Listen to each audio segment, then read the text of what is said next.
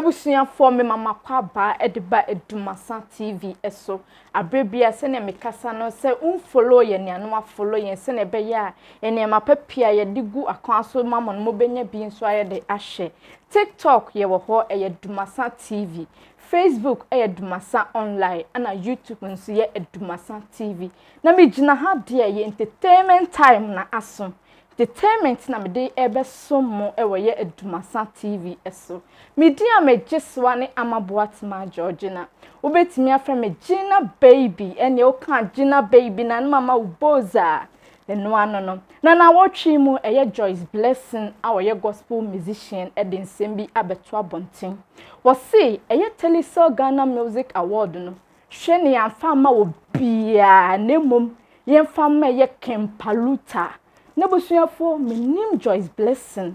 Kempaluta nyuma se na kuma se na komenti a oka se artist of the year ne yemfa ma Kempaluta mintimi hu sade na picking a chi Joyce Blessing na kumon anase owo sisifia ni bio anase makumon se busuafo menim Kempaluta nyuma se achi Joyce Blessing ti o see artist of the year ne yemfa ma Kempaluta ebusuafo mumienko tie Joyce Blessing na ankasa I don't want to go in, I don't want to go into it. Yes, I like I say. But then be a back of his mind, you know. Be him say why are there, but said the air corner so no be him say the man and I say because if you Ghana we did I will go into what is the way. Opesa Kempaluta winning artist of the year. Tim Sanity so group anymore. Yeah, he deserves the part. Tim Sanity so group anymore. Na say Kempaluta nyana Tim Sanity nya cool, but obie him say Kempaluta. Kempaluta because I don't want to go in. I don't want to go into it. Yes, I like I say. But then be a back of his mind, you know. Be him say why are there, but said the air corner so no be him say the man and I say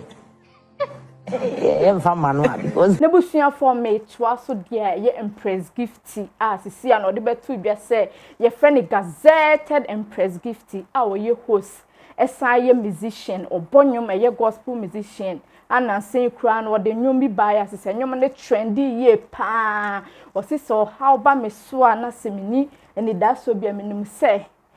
nyankopon be de ebe hye menimonya tini nyum na ye watch me sa nyum na ye ne title etie na nansen na ye John Dumelo ni papa efri mu enam so ma ye Empress Gifty ekopie ase bi na okopie ase no na ye se wasesa amamanfo bi sesa ne sinyina sesa na nimu nyina sesa enam so ma Ghana fo bebre na edi konkonsa se Empress Gifty akoye nanim na sesia no Empress Gifty wakasa na kasa okanya se o si enya de a waye nanim bia na emom nipa de wunyini dia na wasesa ho ba bi kakra na ye nadamfo bi na wasesa na nipadua na nanim nipadua ne kakra ma no na nya de a wakoye saju bia mumientie Empress Gifty embra senkofo kasa no wakoye saju menye saju bia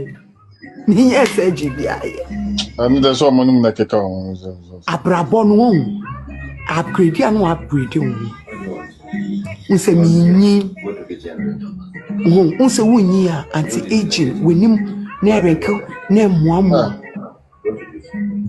ene ni amadanfo tish akos school abrochire and waba na say Empress mpesa me for brand ambassador na sister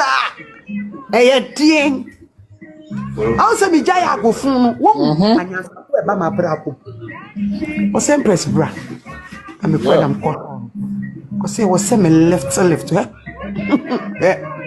unse nsage why fero o ma mi beyetu mo kasa ni nyamu menya abotira bo na mama mu location na mo kokko me ade mimi fa asem nsie o mimi ni mo na that's what happening. That's what Hana Masoka. Mammy Bay 2 weeks. Yeah. Nadia Nami Koye, Nadichi and Goja Jovelo, Papa Ye Nasi. Okay. Yes, my uncle was a mid down. That's all. I was a mid that bay 2 weeks, like me said them, na me resting. oh na me call massage no na so ma anyo eja me di ko gia me bra na ne wo papa enwe wo ma me nwu ya wo nti ase so like me feel bra ne pain I'm saying no matter what pain bia me feel bia me be ko gine ma me nua no because ya why you say mpo that's Sabajo. That's so me we say ke na me mo location alive. Be kwa to obu nyina ho. Ko answer. Empress Brahma ko school na wie.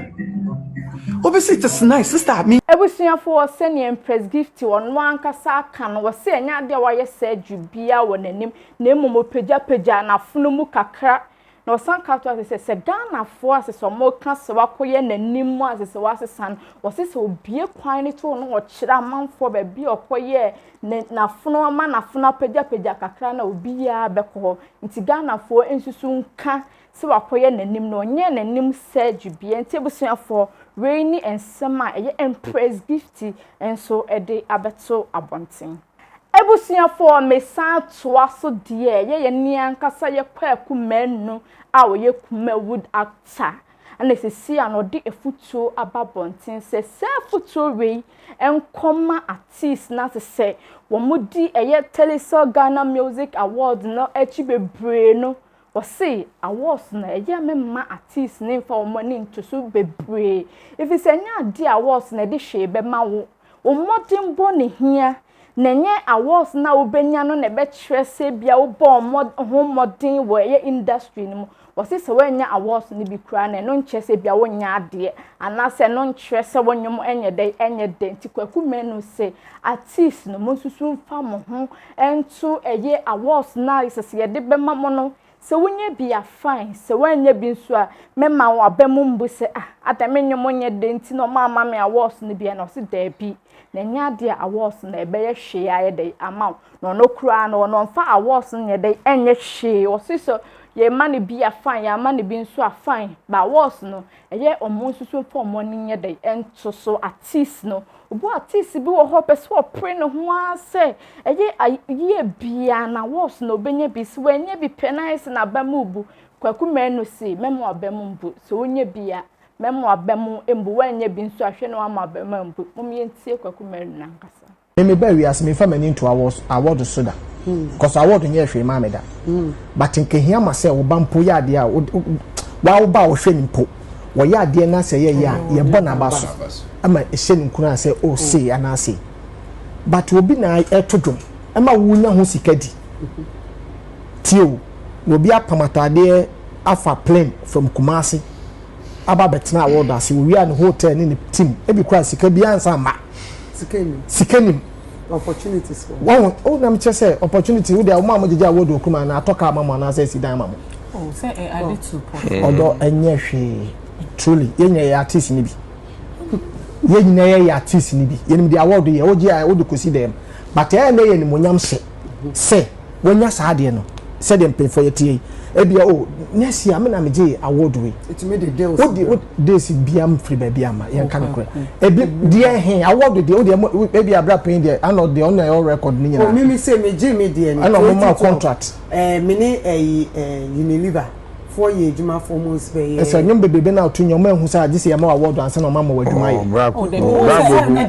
bravo ba asem de wase asem no o de me say asem no bo pay ya wa hai ono ni experience me experience me ya artist am so me ya award utunyum papa tio me ya artist ya award artist na ya award okromi ano o de mo me yanka titru me pese me ka bibi okay nice se me ka bibi a wona wo mo free Kumasi bank na ye respect wo mo asempa na me catch no oh bra pay we se me call personal tell me Ghana movies award trust me best na cross adu koso so free Kumasi when you not that be me come say ya kasa ya kasa de anke be kasa pa obetime free Kumasi aba MC sidu ko me ya MC do wo tie ni mo pa ba wo mo dinda but obetime bon crafo ni di 1 asempa o ti de woni me na wono de me mo munya no de ay ade a sebi ade a o sebi o ase sebi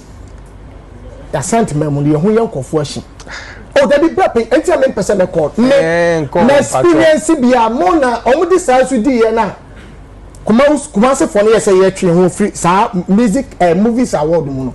ene aguhi agu oh but me can nada oh last this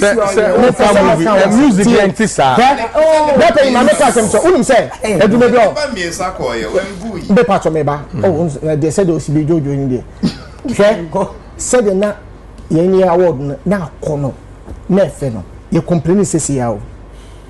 patapassion go to Dubai sa ma BBC say ya popular song yes sa di we ti nipa akoma ti nkomo am no di o award me ba rapping bulldog no that's not the body bulldog forget no kasa me ba talk kasa che award say ya award a ye ma mu na ho patapassion emre bi sa di we say emre bi sa di we say be happy edume bi na wutu kwa abrochira say kese ye announcement say airport ni aye foforo na mu kwa new one ben ebia ebe old one yen ya na so da ntu kodu old wo wi ase na de ba so do wire dey akwa ha se usu wo ye program aye nipa na wo ya ma wo mo dia se nipa ene ya ma wo dia ye betimi ene social ne media yi e wo ho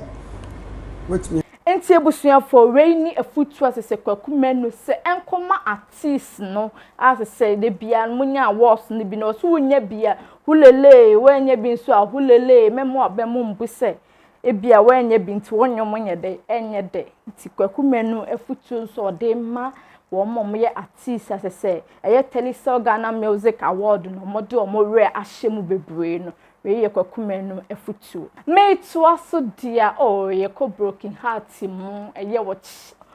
Okyeame Kwame oh erade me beka eye kwabena Okyeame Kwame ho asem ne se ewra me mu pan wo so on in the life mo yemfom so bebre wo simfom so de waye bebre no wo kamfom so a waye a wonu ne ho pa eye broken heart o de ma wo baby wose sa broken heart no de ma oba no se ahasa oba na bepem sa prayer se 20 years nie oba ne ntimi nware enam ni broken heart na o de ma sa oba ne bi wose ni nyina ne se ono oba no ewo amanone ana mo hihya aware so mo ba be ware no mo ba be ware no no ono Okyeame Kwame no ba eye Ghana no ba Ghana na nke woso osan akọ no oba ne kọ ware no ba se obenya kanchima bi wo ha na na amafo adwen se Okyeame Kwame nso woni ye na Mcbrown so ahwe bọ mu panyo ade oba na obenya no Ghana ha na ye na Mcbrown ana eno die amafo na ekeka ntimi nkansi su pise eye na Mcbrown no obenya no na emom Okyeame Kwame se oba ya obenya kanchima bi wo Ghana ha no ana wo frɛ oba na one ne wo amanone ne se nkomo be ware na frɛ ne ka kye ne se ontimi ne ntina biem na se ba sa na oba no broken heart na didi ne ho amasese ya no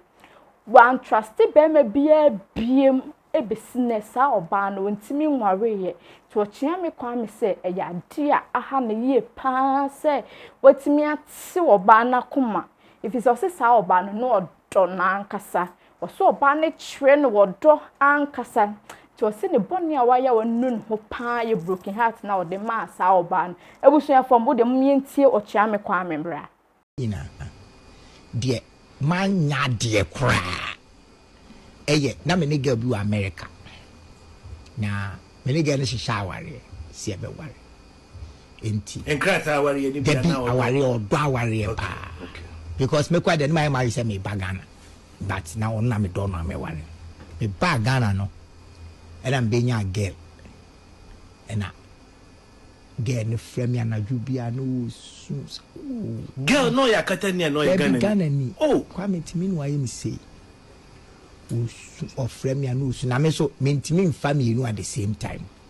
enti da ko me ho frame no so na me di attraction sa na da ko me ka chenti wini de watete me no frame was Kwame wa ame ena mo ade a wa yenti minti mi ware because minti mi job e na be ani bi e be si ne ra no ware ti bia no social media na say me photo ana bibia is I right there my upon it say no do me kun enti ade a ma ye wo wi ase a me nu me ho pa nye se me nu me ho se me nya oba papa amare o for so bia nim se me nya oba papa na emu bone am de ye no ma